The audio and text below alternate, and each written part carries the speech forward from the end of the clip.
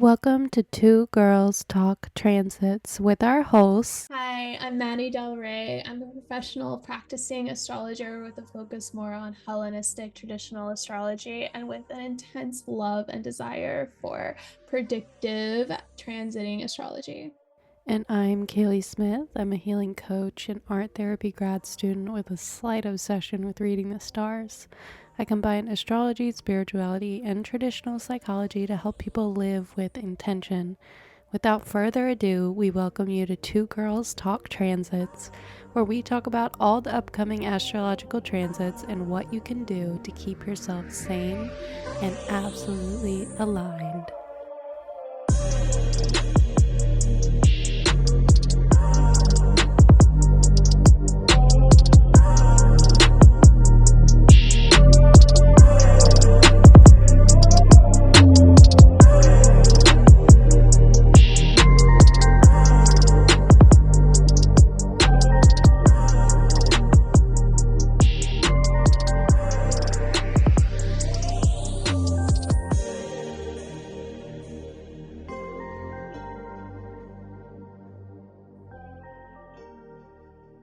Hi, everyone. Welcome to Two Girls Talk Transits. We'll be reviewing the astrology for February 25th through March 2nd. We're our host. I'm Maddie.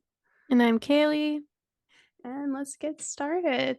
So, we have coming off of that transitional week where we started to move into Pisces energy, and now we're still also back in Aquarius a bit. So, there's a little back and forth, and we'll experience that this week as well.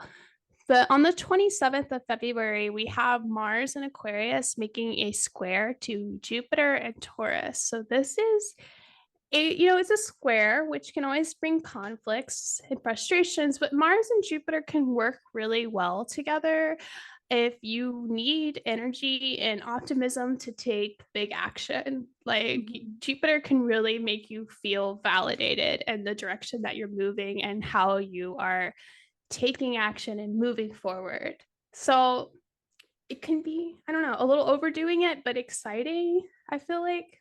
Yeah, I feel the same way. I feel like this could be really expansive or an opportunity to expand. You know, with our Mars and Aquarius, we're naturally like our energy. I always look at Mars as like the direction of our energy is naturally going, like whether or not we want to go that way or not. It's kind of like this magnetic pull that Mars has. So we're gonna be like just experiencing, you know, this need for expansion here. And yeah, I feel like uh with Jupiter, it might, like you said, it might be like this excess of energy that we feel, and it can even be agitated because of Mars there. But it nonetheless, it is an opportunity to really charge forward. Yeah, and it might speak to a lot of that Venus Mars conjunction that we had on the 22nd from the previous week of like, this is what we really want. And now Jupiter's giving you that, like, putting fire on the gasoline, like, all right, go, go, go. Mm-hmm. The frustrating is that, like, with the square, this means these are two like conflicting areas of your life. So, one area of your life is really wanting energy, and the other layer of your life is also really expanding. So, that can come into friction when you're trying to do like all Oh, the things at once and yeah. both at once. Yeah. Mm-hmm. Yeah, I could definitely see that. Yeah, because they're sitting in two different parts of our chart. So, yeah, where our energy is directed and yeah, where we're naturally expanding, yeah, might not go hand in hand in that moment, but Mm-hmm. it's Yeah. still work So, towards it. Yeah. yeah, no, exactly. And I mean, for fixed signs, so if you have a lot of fixed energy in your chart, which is that Taurus, Aquarius, Leo, and I am missing the last one. Taurus, Leo, Aquarius. I blanked. Uh, we're missing the water. Oh, Scorpio, Scorpio, yeah. duh. I'm so sorry, Scorpios. Um, if you have a lot of that fixed energy, you're gonna feel this the most. And it's gonna feel the most you're going to feel a little more frustrated by it because fixed energies aren't big onto big changes, and Mm. Jupiter and Mars will bring big changes. Yeah. So you have to kind of ride with that. Yeah, definitely. Those poor fixed signs. I know. You guys don't like change, but it's okay. Change can be really good and refreshing. So, yeah. Just have to dive into that uncertainty. Mm-hmm. Yeah, for sure. Especially those Tauruses. Ooh. The most fixed for sure. Yeah. But know it, poor things. But the real marker for this week is this is a very, very exciting astrological moment. And it's not one that I have seen in my lifetime. And I'm sure it's happened before, but not one I think we'll see in a while. Is we have this beautiful triple conjunction happening Mm-hmm. in Pisces with the Sun, Mercury, and Saturn. So usually, I mean, the Sun and Mercury always make conjunctions. That's part of the Mercury retrograde cycle, and those conjunctions with the Sun and Mercury teach us a lot about what we were reviewing, what we were understanding, and it gives us a nice insight moment of clarity. And wow, that makes sense. This is what this all meant. This is what I'm doing. But now we have Saturn here. Mm-hmm. And I think that that's gonna, it's again going back to this Pisces being the first Pisces seasons that we're having with Saturn here. It's like maybe this is gonna really tell you, hey, this is what Saturn and Pisces is about for you. Yeah, that is really, yeah, a big potential. Kind of reviewing what that Saturn placement really means with the sun there. It's really illuminating, that placement, bringing a lot of light around it. So, yeah, what does Saturn and Pisces mean for you? And Uh-oh. then, like at the core, like Saturn is just like our limitations. So maybe it brings some insight of the ways that you are limiting yourself, right? Your Mhm. sun and your ego and your mind, but also the ways that you are being repressed or oppressed or like limited by societal or systematic issues as well. I feel like this could also kind of bring up some throat chakra like things. Like, in what ways do you feel like you need to limit what you say or limit the ways in which you express yourself, with the Saturn and Mercury here?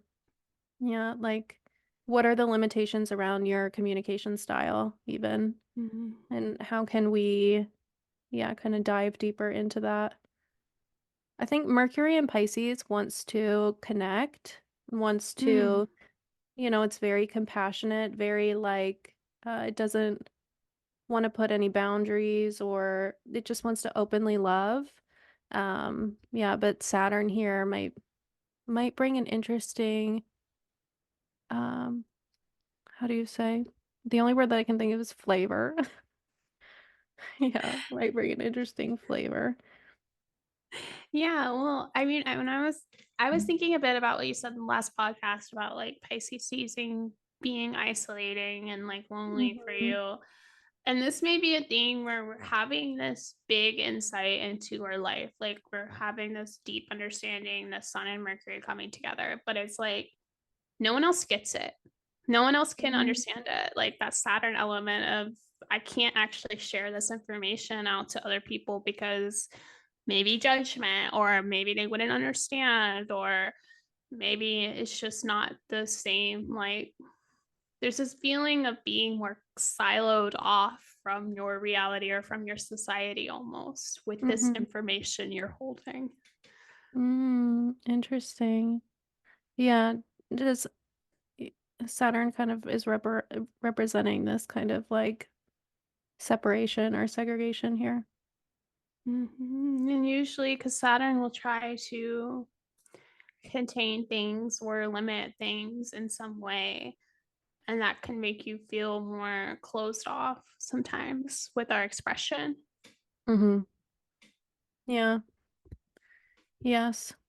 Although, I'm wondering too, because Saturn is kind of like you put in the continuous hard work and then you eventually achieve the results that you had wanted. Um, I'm wondering here if it could also speak to, ways that you can put in more work and more attention to the ways in which you communicate or how. you analyze things or how you plan in order to reap the rewards at a later set time. Yeah, definitely. That is the more I will always tend to treat Saturn more negatively. But that is the Hmm. more positive expression of Saturn is the structures and things. So, Pisces too, like that Sun Mercury conjunction in Pisces can bring up like a lot of ideas, a lot of feelings, a lot of hard to contain them, right? And Saturn could actually help you structure those ideas and structure those plans and beliefs in a way maybe that will help you build upon them or make them more tangible. Hmm. Sometimes Pisces can be a little like woo woo. Yeah, Pisces doesn't want to do that. I feel like Pisces is like, yeah, no, thank you. Saturn. I'll just go with the flow, please. And then Yeah. Saturn's like, actually, no, you won't, or else you won't get anything. You should solidify this thing. Like you should actually make this solid in your life instead of letting it just pass by you. Hmm.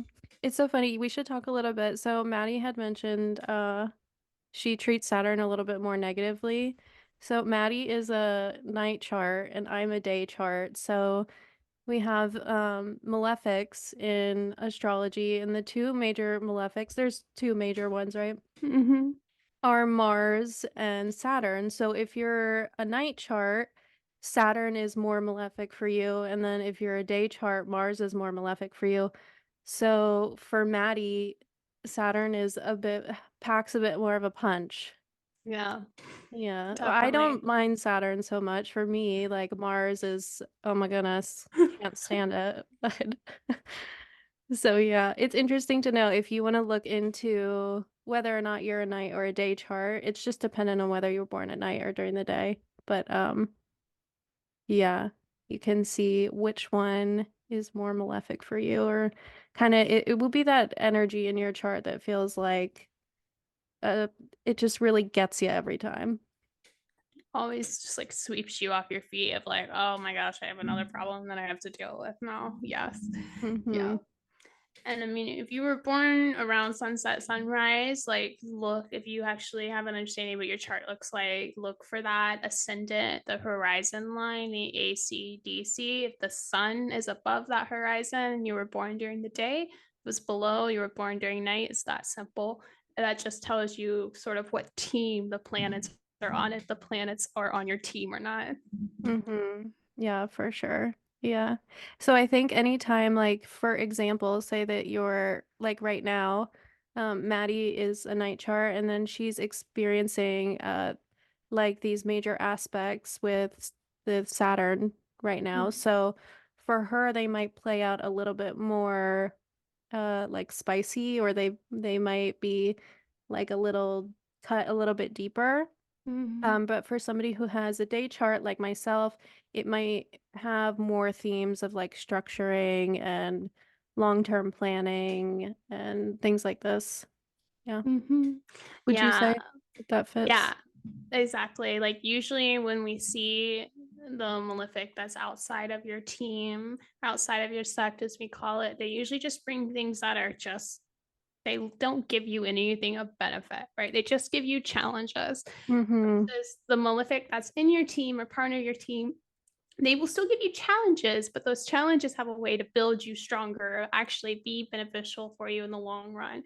It's not saying that that's not true the other way, but it tends to be a little bit harder to find the positive ends of those challenges for the planet. That tends to be harder for you. Mm-hmm. Yeah. I could definitely see that also. Yeah. What about what's it called? There are like specific houses too that like the even if it's malefic, it does really well in that house. Do you know what that's called? I can't remember. I am blanking right now, Yeah, but I can't there, remember. yeah, there's houses that they like rule. It's not rule, but it's some other term, but yes. So Mars in the sixth, Mars does really well in the sixth, and Saturn in the 12th. Saturn does better in the Mm-hmm. 12th. Yeah. So those are those houses, and they tend to represent those planetary themes as well. Mm-hmm. Mm-hmm. Yeah. So, Cool. so Anything, that's yeah, go ahead. anything else to note about this day in particular or Just pay attention. I think it will be interesting and you'll be deep into Pisces season. And this would be a moment where you'll probably be much more increasing your energy and focus on Pisces related things. Yeah, definitely. I could definitely agree with that. Yeah. Mm-hmm. Yeah, our head might be Mercury's in Pisces, so our Yeah. head might be a little bit in the clouds. Mm-hmm. Or you could feel like a lack of, yeah, lack of grounding here. Yeah, or even like, yeah, you might feel a little bit inclined to uh make a poetic meaning out of your life. Or, like search for the deeper meaning. Mm-hmm. Yeah. Yeah, exactly. So the last part of this week is really stems from that triple conjunction from the energies that we kind of brought forth there, because then on the 29th of February, our little leap year, Mercury will then move into a sextile with Jupiter, Mercury moving the fastest out of the three. So Mm-hmm. then the sun will do that again on March 1st. So those two are in a sextile to Jupiter. And this is, I do like this because this gives us a little more of that, again, Jupiterian optimism and promise and hope. Like, hey, this Mm-hmm. big thing, Saturn usually representing like big and movable things, has become highlighted into your life, but Jupiter showing you the ways that you can, use this for your benefit, or maybe it's expanding an element of yourself that you really needed to work on growing and improving. Mm-hmm. But for Yeah. that day on the 29th, Mercury with Jupiter is really good for expanding your mind and trusting this process, making plans, yeah, working through those blockages. Yeah. Yeah. I just had noted here that, yeah, again with Mercury and Pisces, this is going to highlight kind of like some of the dreams and wishes and desires that we're wanting to move towards Mm-hmm. to, yeah, expand into that. But I think it's nice that sextile there is, yeah, I think it's going to feel, it's not going to be uh, hurting. I think it's going to be more like light energy, expansive. I think it'll be nice. Sextiles are softer, but they're Mhm. still like this helping hand that comes in and is like, here's some assistance. You're not alone. It will be okay. Mm-hmm. And Jupiter rules Pisces, so that connection already with the ruler of the sign is one of the more, what we would say, like positive aspects that kind of help alleviate any tensions with Saturn being here. That is more of a tense thing for you. Yeah, true. I wonder, like, if we were to, so for example, like, say that you have Jupiter in the second house, and Mercury is in Pisces, which would be, where would Pisces be then if Jupiter was in the second, 12. in the 12th? So what Yeah. kind of, like, what could that person expect? Just as like a example, um, Yeah. delineation. Yeah. So say if you had Pisces in the 12th, and then that means you would be Aries rising and Jupiter and Taurus would be in the second. Mm-hmm. This conjunction is happening in the 12th house, which is usually a lot of our head. It's our mental space, it's our mental processing, it's what we believe to be true within ourselves. It's also our beliefs and spirituality, and it's more contribute to loneliness. So perhaps through meditation or through your dreams, you get a burst of insight. And it's this thing that's really changing the way that you heal or the way that you grow personally in your self development. That connection to Jupiter is like, hey, well, you could like make some money from this, or Mm-hmm. this is actually, maybe this is the change you need to make internally that can reflect what feeling expansive in terms of your money or your financing and choices you're making to earn money for yourself. Yeah. Yeah, that's great. Mm-mm. So, insight there. Yeah, and then that same theme just continues for the rest of this week. When on the first, we'll have the sun make that same sextile to Jupiter. Mm-hmm. Beautiful. Again, we're just feeling more expansive. Again, it's a sextile, so don't expect yourself to like win the lottery. Like, we're not giving you those sort of promises, but just feeling more hopeful and feeling more established in your sense of self. Yeah. I feel like the days that we feel more hopeful, it can be good to like, um, you know, They could be good like future planning days or yeah, just the days where we might want to set things in motion or I don't know, just taking advantage of those hopeful moments and kind of working with them, as we will ride the wave while it's there, I guess we could say. Allow yourself to feel the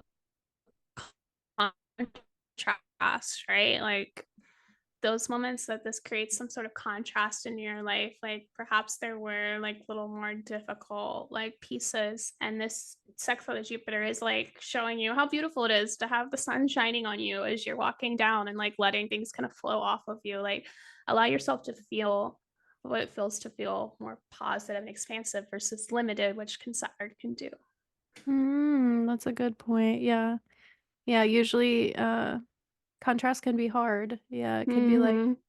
sometimes we're so all or nothing in our thinking, either it's all good or it's all bad, but usually life is not like that at all. So you brought up a good point of just allowing both to exist at the same time, but maybe on, that day in particular where the sun is sextile Jupiter, that, we're leaning into more of those positive feelings of contrast. And just allow yourself to feel good. Like that's not, you don't have to punish yourself. I feel like we do that sometimes. And Sure. no, if it's a good day, have a good day. Like no expectations to that. Yeah. Yeah, good to know. Mhm. Well, I that's all I had for this week. Did you have anything else that you wanted to add?